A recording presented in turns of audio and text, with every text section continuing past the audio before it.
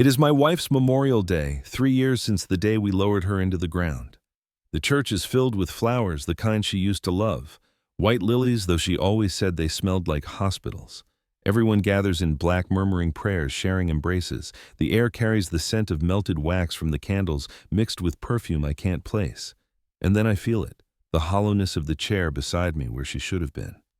That empty space is louder than the organ playing in the background. On the polished wooden pew, I grip a small photograph. To anyone else it looks ordinary, a faded picture curled at the edges of us standing by the old house decades ago. But to me, the handwriting on the back is unmistakable. My wife's careful strokes, her looping letters that only I could recognize at a glance. It is her voice on paper. Her trace still alive even now. I slip my thumb across it as though touching her hand again. My family is here, but I may as well be invisible. My son and daughter keep their eyes elsewhere, whispering to their spouses instead of to me. I raised them, clothed them, fed them, yet now 3 years of silence stand between us. Their conversations glide past me like I am only a shadow at the edge of the room. And then just when I think I've sunk far enough into loneliness, my grandson leans in. His breath tickles my ear, but his words burn colder than ice. "You'll die alone," he whispers, his voice soft enough that no one else can hear. He pulls away, smirking as though delivering a secret victory. The words slam into me harder than the coffin lid that once sealed my wife away. My hands tremble on the photograph. I force myself not to react, not to let him see how deep the cut runs. For a moment, my heart feels like it might burst right there in the pew. I think of the condition the doctor once warned me about, how stress could tighten its grip on me like a vice, how one wrong moment could end it all. I stare at my grandson, wondering how the boy I once carried on my shoulders, the boy whose laughter once lit up the house, could speak so cruelly now. His eyes are sharp, his mouth curled in the confidence of youth. He doesn't know about the photograph. He doesn't know about the envelope waiting quietly in my drawer. He doesn't know the storm that one piece of paper could unleash. But that's not what breaks me. It's the thought that my wife, if she could see this moment, would grieve not for me, but for what our family has become. She used to say silence has its own way of speaking. And right now the silence between me and my children screams louder than anything my grandson whispered. I press the photograph tighter in my palm. It digs into my skin like a reminder that I am not finished yet. The words may have cut me, but they will not define me. My grandson thinks he has buried me with that whisper. He doesn't know he has just unlocked something far greater. And as I sit there surrounded by hymns and hollow sympathy, I know one thing for certain. This day, this moment is not the end. It is only the beginning. Don't forget to subscribe to the channel and tell me in the comments where you're watching from. I walk out of the church into the cool afternoon air, clutching the photograph so tightly that the edges bend. The sun should have felt warm on my shoulders, but all I feel is the sting of my grandson's whisper echoing in my chest. People move past me in pairs, families huddled close, speaking softly about the service. I walk alone, my footsteps slow on the gravel path, the photograph burning in my pocket as though it carries fire. The picture itself is ordinary, a man and a woman standing in front of a small, weathered house. My wife's hair tied back in a simple bun, my arm awkwardly around her shoulders. To anyone else, it would be just another fading memory. But for me, it is a doorway. The back carries her handwriting, written in the neat, careful script I could recognize anywhere. It's not just a name or date, it's a sentence. Short, cryptic, almost like a puzzle. I run my finger across the words again for when they forget. When who forgets my children, my grandson? Or did she know it would one day be me, forgotten by the very people I raised? I can almost hear her voice, that calm, unshakable tone she used when storms hit our lives. She always left me something to hold on to even when she was gone. I stop by the iron gate at the cemetery. Beyond the stone wall, a group of doves flutters upward, scattering white feathers into the air. People say doves symbolize peace, but in some villages I once visited as a boy, they said doves appearing after a funeral meant the dead carried unfinished business. That folk detail comes rushing back to me. Strange how memory works. As I stand there, I reflect on something the doctor told me last year. He said grief can carve its shape into the body, not just the heart. Loneliness, he claimed, is as damaging to health as smoking or drinking. He said older men like me often collapse not from sickness but from silence. At the time I didn't believe him. Today I do. I take a breath, but my chest feels tight. The photograph is more than paper now, it's a lifeline. My grandson thinks I'll die alone, that I'll vanish quietly into nothing. But this photo, this message from her hand tells me otherwise. It whispers that there is something left, some unfinished thread. I slide it back into my coat and walk down the road. Cars pull away, families leave together, but no one waits for me. The emptiness grows heavier, pressing down with every step. And yet deep inside, a small ember sparks. Perhaps this photo is not just a memory. Perhaps it is a map waiting for me to follow. But I soon realize that wasn't the worst of it. When I return home, the silence greets me before I even cross the threshold. My house used to echo with voices, my wife humming in the kitchen, children running through the hallway, my grandson asking for stories at bedtime. Now all I hear is the groan of the old floorboards as I step inside, and the faint ticking of the wall clock, louder than it should be. 3 years. That's how long it's been since my children last spoke to me like a father. The calls grew fewer after my wife passed until they stopped altogether. Holidays came and went, Christmas, New Year's, birthdays, but the phone never rang. Sometimes I'd lift the receiver just to check if the line still worked. It did. I was the one who had gone silent in their lives, erased without ceremony. I hang my coat and place the photograph carefully on the mantel. Its presence fills the room with a kind of fragile weight, as though my wife herself is watching over me. The words on the back, "For when they forget, echo in the quiet." Did she already know this gap would form between me and the children? Did she see something in them I refused to acknowledge? I lower myself into the armchair. The leather creaks like an old friend. I pour a small glass of whiskey from the bottle that has sat untouched since her funeral. It's the kind of bottle we only brought out on anniversaries.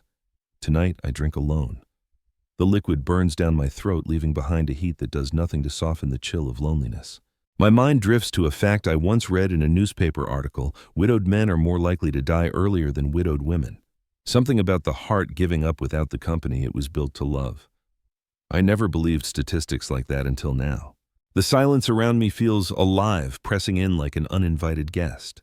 It makes me think of a folk tale my grandmother once told me about a spirit that grows stronger when ignored, feeding on words never spoken.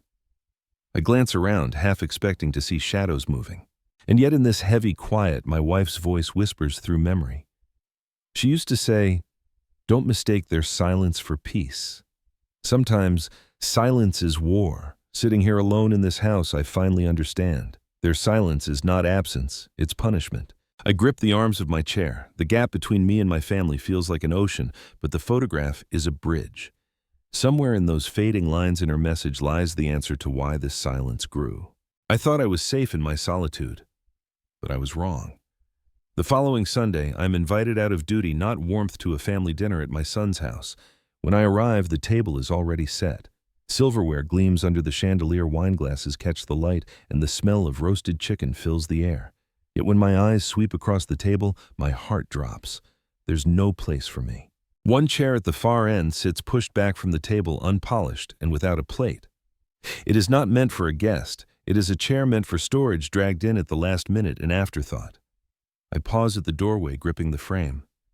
That chair glares at me louder than any insult. I take my seat quietly, but the message is clear. I'm not family here, not truly. Conversations flow around me, laughter rising and falling like waves I cannot enter.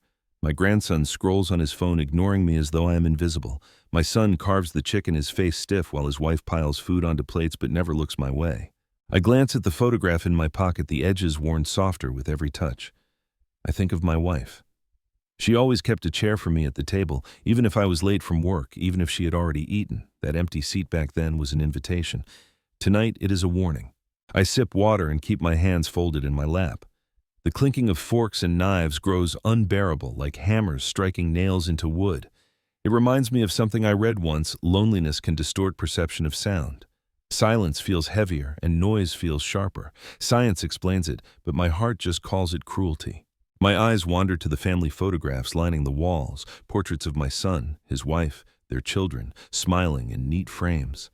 I'm not in a single one of them. My image has been erased from their story as if I never existed. And yet I remember another story, an old folk belief from a distant village: if a chair at the table is left dishonored, the spirit of the house will not rest. Perhaps my wife is restless tonight, watching me sit here like a ghost in my own bloodline. I lift my eyes to the table again. No one notices me, no one speaks to me. I realize then that the chair is not just empty. It is a statement, you are no longer one of us. But I soon realize that wasn't the worst of it. I sit in that forgotten chair, forcing myself to chew slowly, though every bite feels like gravel in my mouth.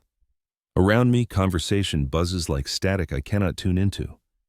My son clears his throat, glances at his wife, and she nods almost imperceptibly. Their eyes meet, hold, and slide away. It's a small thing, but I see it. After all these years, I know the language of secrets. My daughter is here too, sitting stiffly across the table. She fiddles with her bracelet, pretending to listen to her husband speak about some business deal. Yet I notice how her gaze flicks to my pocket, the one where the corner of the old photograph peeks out.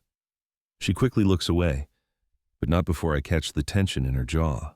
I press my hand over the photo as if shielding it. Something is shifting here, something beneath the polite laughter and the clink of glasses. My children aren't just avoiding me, they're waiting for what I cannot yet tell. I sip water to steady myself. The glass trembles slightly, betraying my unease. I recall a fact I once read: when a predator stalks its prey, the first signal is never loud. It's always a glance, a posture, a silence stretched just a little too long. Tonight my family feels like that predator. The air grows heavy. I notice my son-in-law whispering something into my daughter's ear. She stiffens, then forces a smile as though sealing away words that shouldn't be spoken aloud. Their forks scrape the plates too harshly, the sound slicing through the room. I glance at my grandson. He is watching me, not his food, not his phone, but me. His eyes narrow with something sharper than disdain. I remember an old folk superstition: when a crow circles above a house, it is not just a bird, it is a warning. Tonight, I feel the crow circling inside this very dining room. I try to steady my breathing to focus on the roast chicken before me, but my wife's words echo in memory. Pay attention to the smallest signals. They're always the truest. And tonight, the smallest signals are screaming louder than words. Silence has its own way of speaking. The meal winds down, though I barely taste anything. The chicken bones lie scattered. The wine is half drained, and the air is heavy with the smell of roasted herbs gone cold. My son clears his throat again, louder this time, and rises with his glass in hand. Everyone falls silent.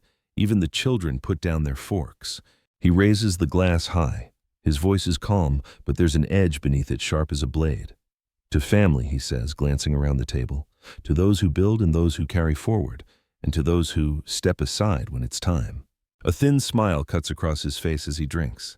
Around him, glasses clink, hesitant but obedient. My daughter lifts her glass, her hand shaking slightly. My grandson, bold as ever, stares at me as he drinks, his lips curling with mock triumph. I sit frozen, my glass untouched, the words slice deeper than any knife. Step aside when it's time. I know what he means, that I am the one who should vanish, the one who has outlived his purpose. I look down at my hands, the veins rising like rivers on a worn map. My skin carries the story of labor, decades of work, sweat poured into every brick of the house they now gather in. And yet in this moment, I am nothing more than a relic they wish to set aside. A memory pushes itself forward, something I once read about Roman banquets. When an elder grew weak or useless, the younger men sometimes toasted to his fading strength, a mockery disguised as honor. Tonight, history repeats itself at my son's table. I reach for my glass, though my hand trembles. I take a sip, forcing the wine past the lump in my throat. Its bitterness floods my tongue, metallic like blood. My eyes drift toward my pocket where the photograph rests, the words my wife left. For when they forget, press against me like a heartbeat. She knew this day would come. She knew. The table erupts in laughter at some joke I do not catch. The sound rolls over me, hollow, distant.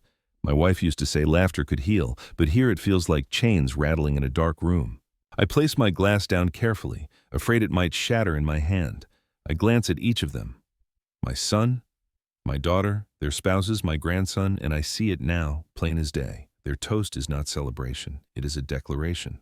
And in that moment, as the wine burns in my chest, I understand they believe I'm already gone. But I soon realized that wasn't the worst of it. The laughter fades as the plates are cleared away, but the sting of my son's toast lingers like smoke in my lungs. I sit in that chair, my chair though it was never meant for me, and press my hand against my pocket. The photograph is still there, its edges cutting into my skin like a reminder that I am not as powerless as they think. When the others drift toward the living room, I stay behind at the table. The clatter of dishes in the kitchen, the muted hum of conversation beyond the wall, all fade as I draw the photo from my pocket. I place it on the table in front of me. The lamplight glints on the glossy surface, illuminating her face. My wife smiling faintly as though she is holding a secret. I turn it over. My breath slows when I read the handwriting again, for when they forget. Her letters curve with the same care she used when writing grocery lists, birthday cards, or the little notes she used to slip into my lunchbox when we were newly married. But this one feels heavier. It feels like prophecy. I think back to a fact I once read in a medical journal: grief leaves traces in the brain, reshaping memory and perception. People sometimes see signs where none exist. Am I only imagining meaning in these words, or did she truly leave me a message to find in my darkest hour? A sound behind me makes me flinch. I look up to see my daughter lingering in the doorway. Her eyes are fixed on the photograph, not me. She says nothing, only tightens her lips and disappears into the hall. That look, quick, sharp, almost hungry, sends a chill down my spine. She knows, or at least suspects. I slide the photo back into my pocket. The air in the room feels different now, heavier. My wife's voice rises in memory, clear as if she were sitting across from me.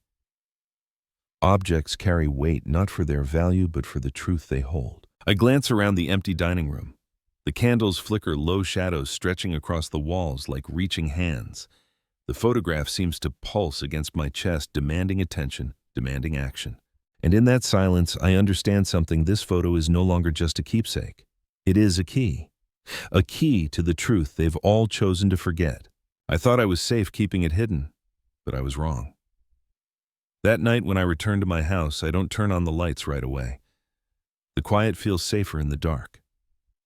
I walk through the hallway, the old floorboards creaking beneath my steps, and head straight to the study. My hand shakes slightly as I unlock the bottom drawer of the desk. Inside, beneath old receipts and folded bank statements, rests a sealed envelope. The paper is yellowed at the edges, but the seal is unbroken.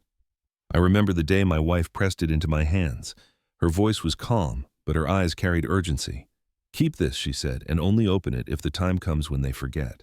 I never asked what exactly it contained. I trusted her the way I always did. For years, the envelope has waited silent and patient. Tonight, after the cruel whisper of my grandson, after the cold toast of my son, I can feel its weight pressing down on me more than ever. I place it on the desk beside the photograph. Two objects, ordinary to the world, yet to me they are thunder waiting behind clouds. The photograph with its cryptic message, and the envelope with its sealed promise. My fingers hover over the flap. Should I open it now, or wait until their cruelty reaches its peak? I pour myself a glass of water and sit back in the chair, staring at the envelope.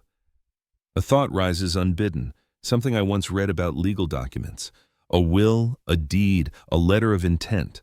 One sheet of paper can shift the entire balance of a family. A single signature can silence 100 voices. Could this envelope carry such a thing? The house is still, but the silence presses down like a weight. I think of an old superstition from my childhood village: never leave an unopened letter from the dead lying too long, or the spirit will grow restless. Perhaps my wife stirs even now, urging me to act. I reach for the envelope but stop myself. The time is not yet right. If I open it now, alone in this room, its power may vanish into the night.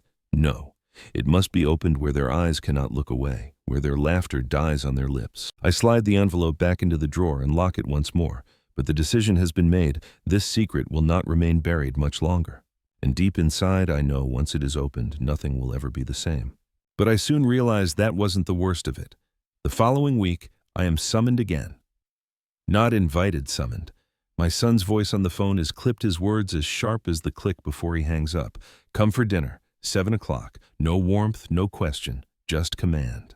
I arrive on time, but the moment I step through the door, I sense the atmosphere has shifted. The table is set as before, but the air feels charged, almost electric. My grandson lounges in his chair, smirking as though he has been waiting for me. His phone lies face down on the table, unusual for him. His eyes glitter with the kind of mischief that doesn't come from youth, but from cruelty practiced and refined. Halfway through the meal, he leans across the table. "Still holding that picture, Grandpa?" His voice is louder this time, deliberate, meant for everyone to hear. The room freezes. Forks pause midair, glasses hang between table and lips. I keep my gaze steady. "Why do you ask?" He shrugs a cruel smile, stretching wider. "Just wondering why an old man clings to scraps. Maybe it's because you've got nothing else left." No seat at this table, no place in this family. Only a wrinkled piece of paper. The words strike like blows, but I force myself not to flinch. My daughter looks down at her plate, her hands gripping the silverware so tightly her knuckles whiten. My son clears his throat but doesn't speak. His wife hides a smirk behind her wine glass. Their silence is louder than my grandson's taunt. I touch the photograph in my pocket, its corners biting into my fingers. A memory flashes. My wife once told me, silence is complicity. The ones who don't speak are the ones who agree. Tonight her words feel like a knife turning in my heart. I take a slow breath. This photograph, I say quietly, holds more than you think. My grandson bursts into laughter, loud and mocking. What is it, magic? Is Grandma coming back from the grave to save you? He leans closer. His face inches from mine, his whisper now venomous. You'll die with that picture in your hand and no one will care. For a moment my vision blurs, my chest tightens, the room feels smaller, the walls pressing inward. But then I catch the flicker of fear, yes, fear in my daughter's eyes. She knows something. Perhaps she remembers the envelope the day her mother wrote it. I straighten my back, though my heart pounds against my ribs. I don't answer him. Instead, I let the silence linger thick and heavy. Sometimes silence wounds more deeply than words. And in that silence, I see it. They are not mocking me out of strength. They mock me out of fear of what I still hold. I thought I was cornered, but I was wrong. 2 days after that dinner, I find myself sitting in the sterile chill of the hospital waiting room. The air smells of disinfectant and coffee gone stale.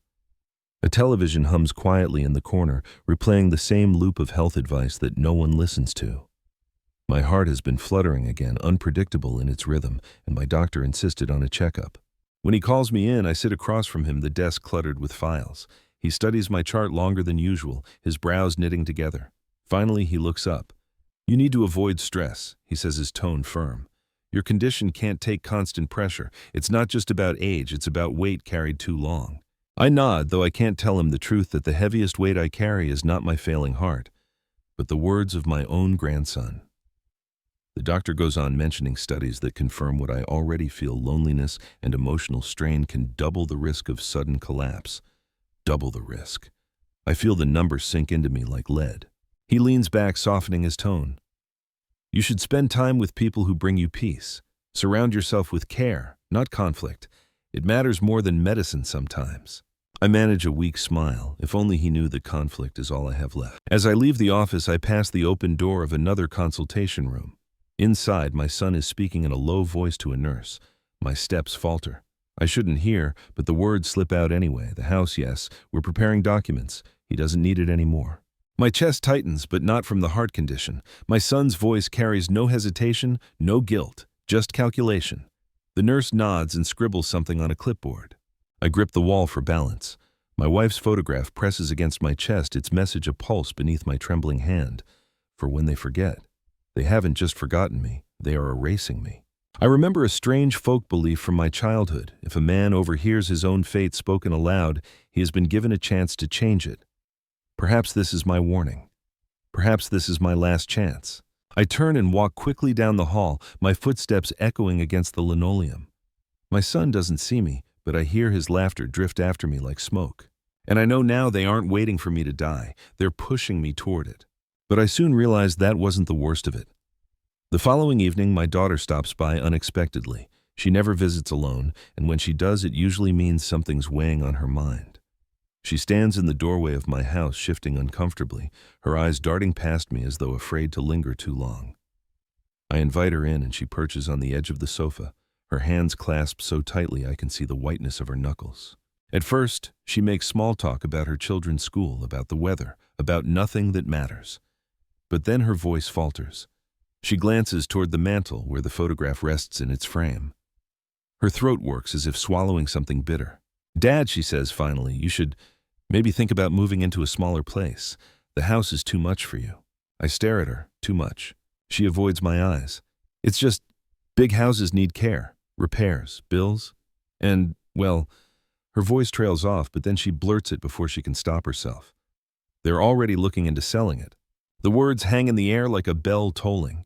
She realizes too late what she said, her hand flying to her mouth, eyes wide with regret.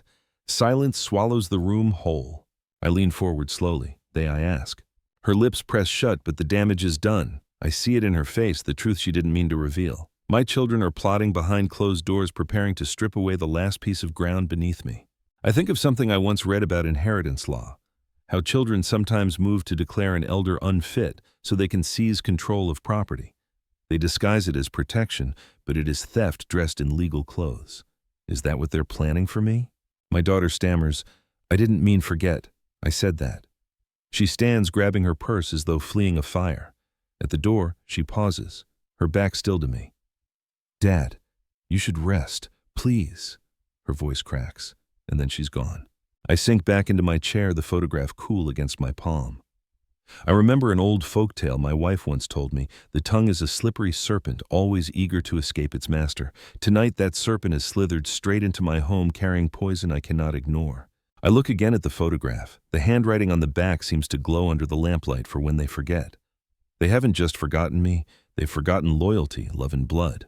And in that silence left by her departure, I realized the war has already begun. But I soon realized that wasn't the worst of it. That night, I can't sleep.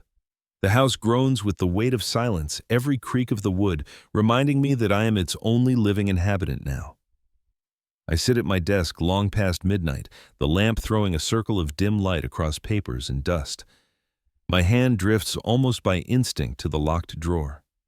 The envelope waits there, patient and heavy, as though it has been listening to every word spoken against me. I take it out and lay it beside the photograph. 2 relics of her love, 2 lifelines she left behind. The photograph whispers memory, the envelope breathes with promise. I run my finger along the sealed edge, feeling the roughness of the glue. It would take only a moment to break it, a moment, and everything might change. But I hesitate. Timing matters. My wife knew that. She always believed secrets had to be revealed when the world was listening, not when it was asleep. I lean back in my chair, recalling something I once read in a book on strategy. A move played too early is wasted, a move delayed too long is lost. The envelope demands patience, but my patience is unraveling. I pour myself tea, the steam rising like ghosts from the cup. My grandmother once told me that when steam curls back toward you, it means the spirits of the dead are near watching. Tonight, the steam bends my way. I wonder if she is here urging me on. The clock ticks louder as though counting down. My chest tightens with every second. They want me erased. My son's toast, my grandson's laughter, my daughter's slip of the tongue, all proof that they are circling closer like wolves around a wounded deer. I place the envelope back into the drawer, but I cannot leave it locked. This time I keep the key on the desk. A decision has been made in my heart, if not yet in my hands. The moment will come when I must tear it open before them all. As I extinguish the lamp, I glance at the photograph one last time. Her smile in that faded image seems to sharpen, almost alive. And in the stillness of the room, I hear her whisper in memory, "When they forget, remind them who you are." And I know with sudden clarity that the envelope is not just paper, it is a storm waiting to break. But I soon realized that wasn't the worst of it. The next family gathering arrives sooner than expected. A birthday this time, my granddaughter's. Balloons bob in the corners. A cake sits proudly on the table and laughter fills the air. Yet beneath the bright colors and sugar-sweet decorations, tension coils like a snake waiting to strike. I sit at the far end, again the chair offered as an afterthought. My son and daughter keep their voices low, whispering in corners, glancing my way before looking quickly aside. My grandson, bold as ever, smirks openly as though daring me to challenge him. Even the children seem unusually quiet around me, as if they've been told not to disturb the old man. I keep my hand on the envelope in my pocket, though I have not yet opened it. Its presence steadies me. It is no longer a secret. It is a weapon waiting for the right moment. The party unfolds in pieces. Candles are lit. The song is sung. The cake is cut. Yet, even in celebration, I feel the exclusion. My slice of cake is the smallest, placed on a chipped plate while everyone else dines on porcelain. A detail so small most would miss it, but I see it. I feel it. Silence gathers around me, louder than the music playing in the background. I'm spoken to only in fragments. Do you need water? Is the chair comfortable? Not a single word of warmth, not a single question about me. The gap grows wider. I recall something I once read about social isolation. Scientists discovered that loneliness doesn't just weigh on the heart, it reshapes the brain. Neural pathways fray memory, falters, perception sharpens toward threat.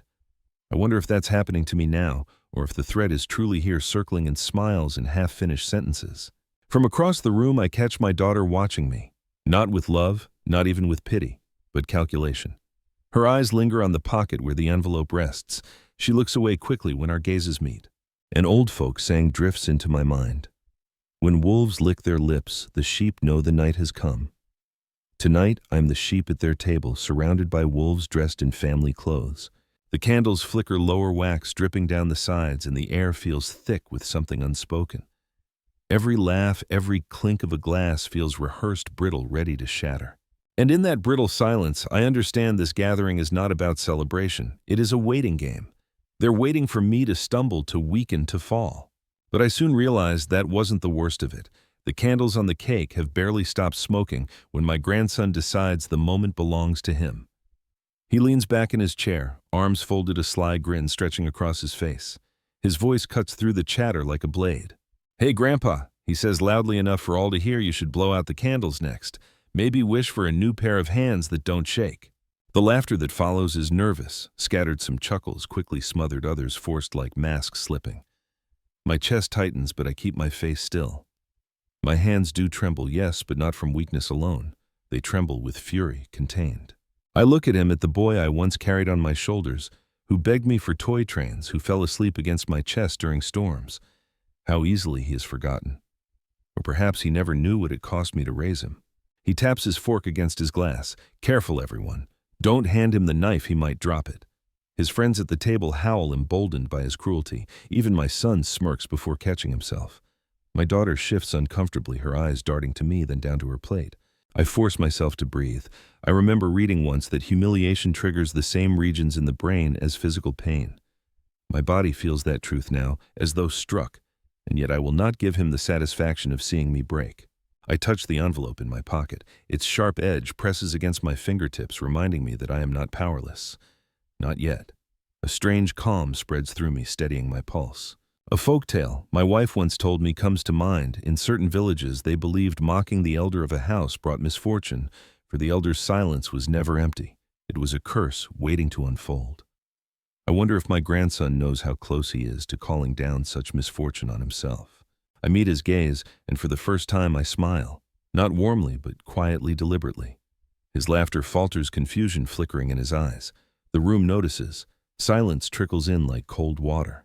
I don't say a word. Sometimes silence is sharper than any rebuke, and in that silence I watch his smirk wither. I thought I was powerless in that chair, but I was wrong. The morning after that bitter birthday, I wake to an unexpected knock on the door.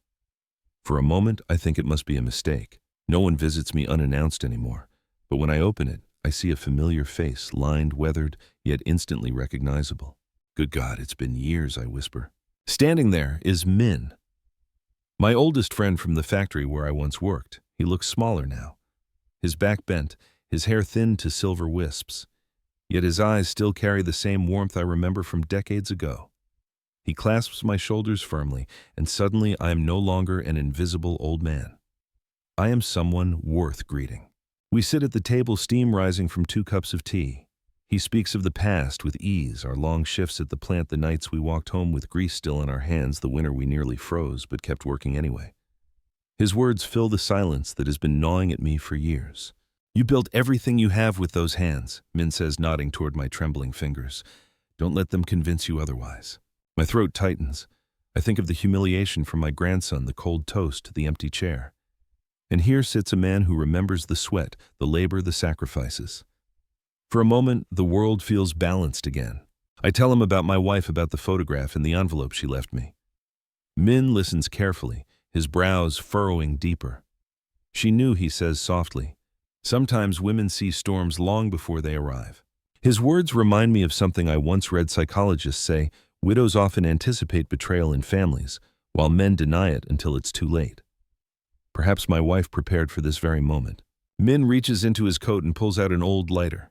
"Do you remember this?" he asks. The lighter is dented, its silver plating worn thin. I laugh despite myself. "You kept it." "Of course," he says. "You gave it to me the day you paid off your first mortgage. Said it was a symbol. That hard work could set fire to the darkest nights." The lighter glints in the sunlight, a small object, yet it carries the weight of years. Another reminder that ordinary things can hold extraordinary meaning. Before leaving, Min grips my hand. "Don't let them take from you what you built," he says firmly. "A man who forgets his own worth has already lost." When he is gone, the silence returns. But it feels different now, less suffocating, more like space waiting to be filled. I place the lighter beside the photograph and the envelope. 3 objects now, each carrying memory, each carrying power. And in that moment, I realize I'm not entirely alone. But I soon realized that wasn't the worst of it. The day after Min's visit, the phone rings. The sound startles me. It has been so long since anyone has called for me directly. I lift the receiver, my voice rough. "Mr. Tran." The voice is formal, steady, professional. Instantly, I recognize it. My lawyer. A man I haven't spoken to in years, not since my wife's passing. "I just wanted to remind you," he continues, "that the arrangements we discussed years ago are still in place. I know time has passed, but the documents remain valid. Are you still prepared should the moment arrive?" The words send a chill through me. My wife's envelope flashes in my mind, her handwriting burned into memory for when they forget. Could this be what she meant all along? That day in his office, when she insisted on planning things, I refused to think about. She was already preparing for their betrayal.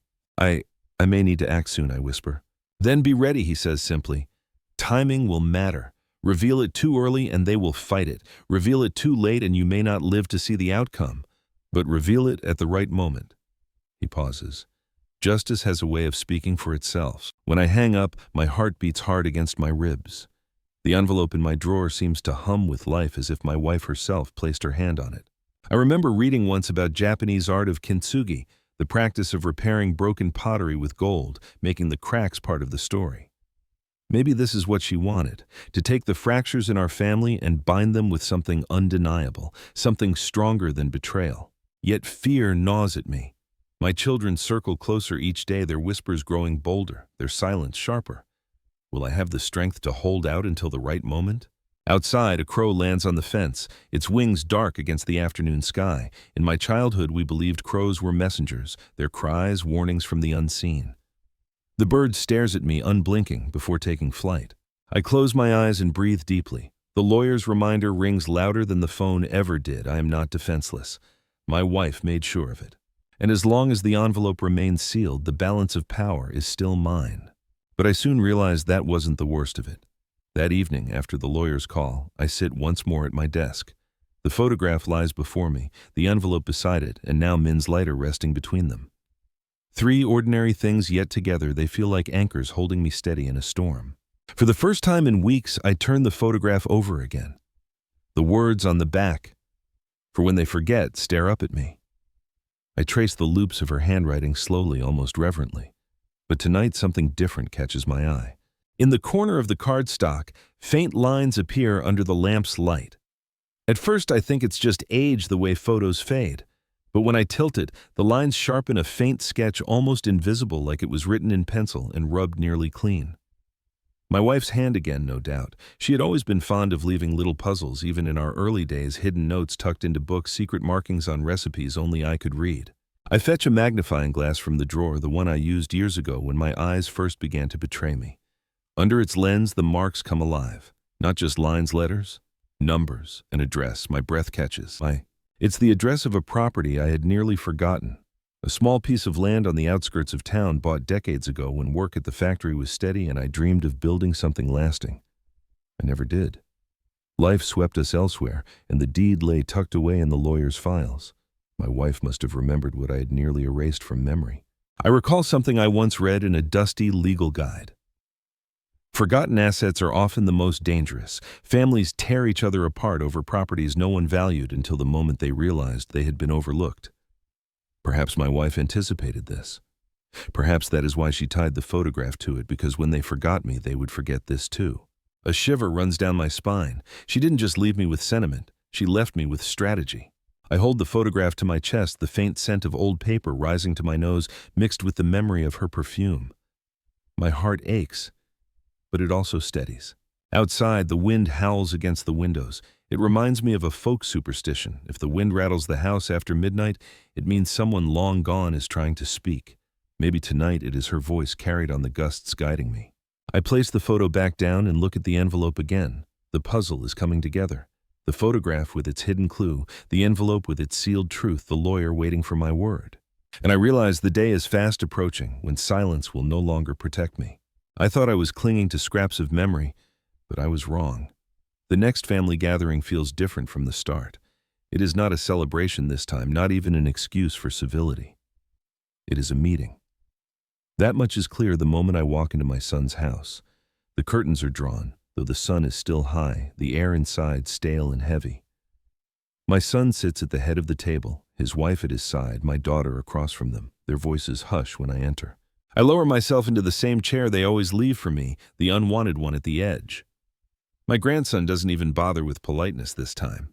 He leans back in his seat, arms crossed, and stares at me with open contempt.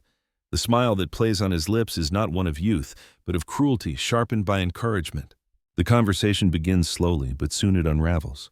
My son clears his throat and speaks as though rehearsed.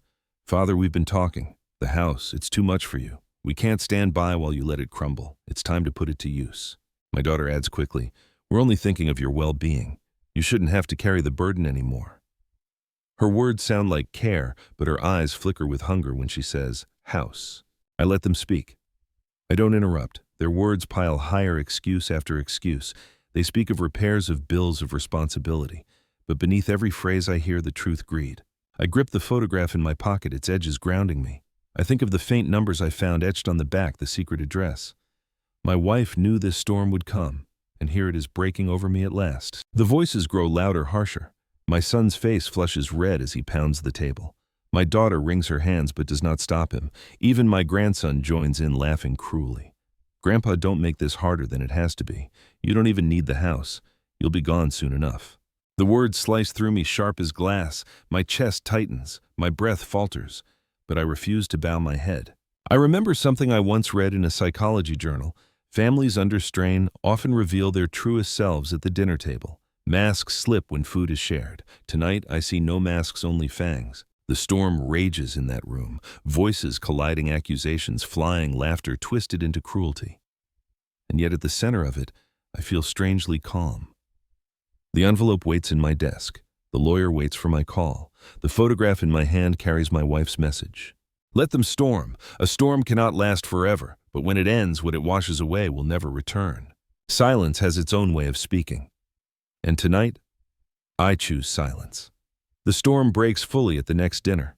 This time there is no pretense, no polite smiles to cover sharp edges. We sit around the table, plates cooling untouched, and the air hums with hostility. I know before a word is spoken that tonight will be different. My son leans forward, eyes narrowed, voice low but trembling with anger. "Enough games, Father. We know you're hiding something." The room stills. My daughter shifts uneasily, her fingers clutching her bracelet, but she does not contradict him. My son-in-law leans back, arms folded, smugness radiating from him. My grandson smirks openly, as if enjoying the spectacle. I hold their gazes one by one, my face calm though my heart pounds. "Hiding," I repeat softly. "Yes," my son snaps. "The house, the money, documents. Whatever it is, you think you can keep it from us, but we're not fools." His words strike like hammer blows. "You'd rather trust scraps of paper than your own blood." The accusation cuts deep. For a moment I feel the old ache in my chest, the reminder of the doctor's warning. But I steady myself with the photograph in my pocket, the faint pressure of its edges against my palm, for when they forget. I think of a fact I once read: when people accuse, they often reveal more about themselves than the accused. His fury is not born of truth, it is born of fear. Fear that I hold something beyond his grasp.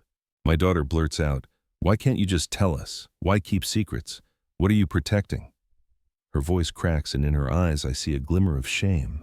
She knows, or at least suspects, that what I keep is not mine alone but hers too, something her mother meant for all of us. I take a slow breath, remembering an old folktale. In some villages, it was believed that accusing an elder without proof cursed the accuser with misfortune.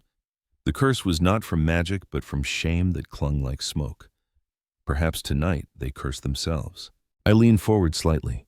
"You accuse me of hiding," I say, my voice calm but firm. "But tell me, what do you fear I hold?"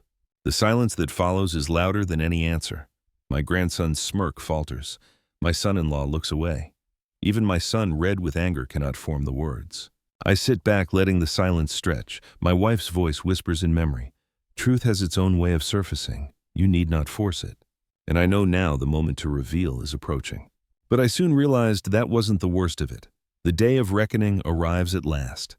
Another family dinner, though this one carries no celebration, no excuse.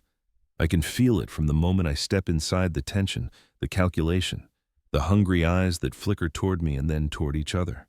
They are circling me like vultures, convinced the end is near. I sit in my place, the outcast chair at the corner, and let the weight of their silence settle. My son clears his throat. My daughter avoids my gaze. My grandson smirks with the same cruel confidence as always. My son-in-law leans forward, his voice sharp. "Father, enough is enough. Show us what you're hiding. We all know there's something." I breathe slowly, feeling the photograph in one pocket, the envelope in the other. My wife's handwriting presses against my chest as though urging me onward. For when they forget, the moment she prepared me for has arrived. I rise, my knees stiff but steady. All eyes follow me as I pull the photograph from my pocket. I lay it on the table, the old image catching the light. Gasps ripple softly around the room. They recognize her face, my wife, their mother smiling faintly in that picture. For a moment the storm pauses. Then I turn it over. The handwriting stares up at them. My daughter's lips part. My son's eyes narrow. My grandson leans in, squinting as though searching for more. This, I say, my voice steady, was left for me, for us. She knew this day would come.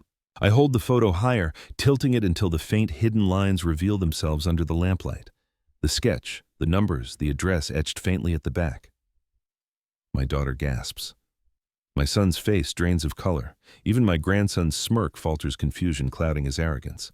The silence thickens until it feels alive, wrapping around each of them. My heart pounds, but I do not tremble. I remember something I once read: in every trial, truth is like a candle, small, flickering, but powerful enough to expose the darkness. Tonight, this photograph is that candle. You say I hide things, I continue. But it was your mother who left this, not for me alone, but for all of us, for when you forgot what mattered. The room is motionless, the only sound the faint ticking of the clock. Their faces pale, their masks slipping. And in that stillness, I realize the power has shifted. I thought I was cornered in their house, but I was wrong. The air in the dining room feels heavy, as though the walls themselves are leaning closer to listen. My son breaks the silence first, his voice low, almost strangled. What is that?" He points at the faint writing on the back of the photograph, his hand trembling despite the anger in his eyes. I set the photo down on the table. It's her handwriting, your mother's. She left this for us for when you forgot. My daughter reaches forward, her fingers brushing the paper before she jerks back as though it burned her. "It's an address," she whispers. Her eyes flicker to me, wide and searching. Why would she hide this? I do not answer right away. Instead, I let the silence draw out long enough for them to feel its weight. My grandson leans closer, his smirk fading into something new, unease. So what he mutters. It's just an old house, nothing important, but the cracks in his voice betray him. I steady my breathing. That land was never sold. It's still in my name. Your mother made sure of it. She knew one day you would forget the value of family, so she left a reminder, not just of property, but of promise. My son-in-law scoffs, but I see his eyes dart toward my son, calculating. Already he is counting numbers, measuring gain. My son presses his lips tight, the flush draining from his face. He knows what this means. A second property, a second inheritance, proof that I am not the powerless relic they thought me to be. I recall something I once read in a dusty journal about memory and grief. Sometimes the dead continue to parent the living through the traces they leave behind. Tonight, my wife's handwriting does exactly that. She speaks louder than I ever could. The room shifts. My daughter whispers, "I remember. She mentioned something once years ago, said we had more than we thought." Her voice cracks with the memory. My son slams his fist against the table, rattling the glasses. "You kept this from us." His voice trembles, but it is not just rage. It is fear. Fear of what else I might hold. I meet his gaze calmly. "No, your mother kept it.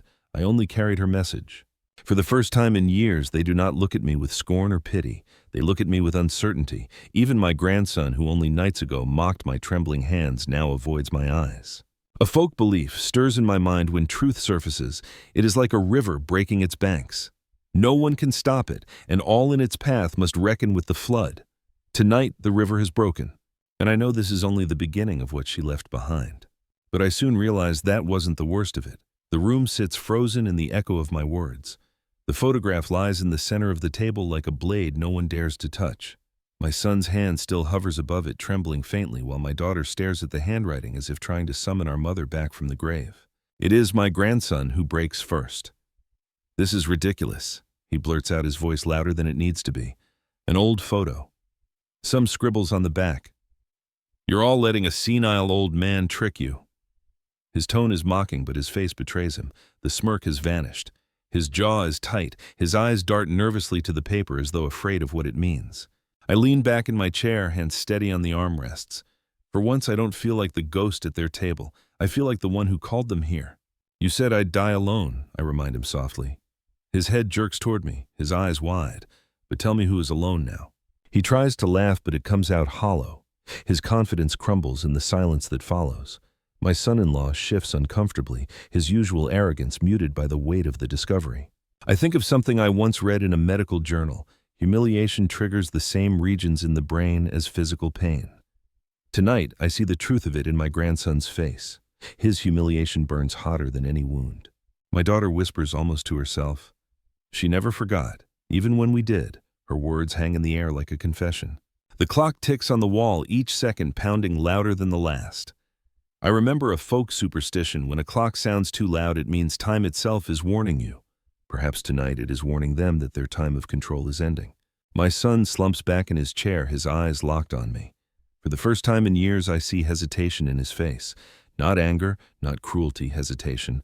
The photograph has cracked something in him. I breathe deeply, letting the silence stretch. My wife's message has done its work. They know now that I am not empty-handed, that their whispers, their plans, their cruel toasts, none of it erases me. And in that silence, I feel it, the balance of power shifting slowly, inevitably. I thought their words would bury me, but I was wrong. The table remains still, the photograph between us, like a mirror showing everyone who they truly are. No shouting now, no cruel jokes, no dismissive laughter. Only silence thick enough to choke on. I sit in my chair, steady, my hands folded calmly in my lap. For the first time in years, I do not feel small in their presence. I feel immovable. My grandson shifts uncomfortably, his bravado cracked.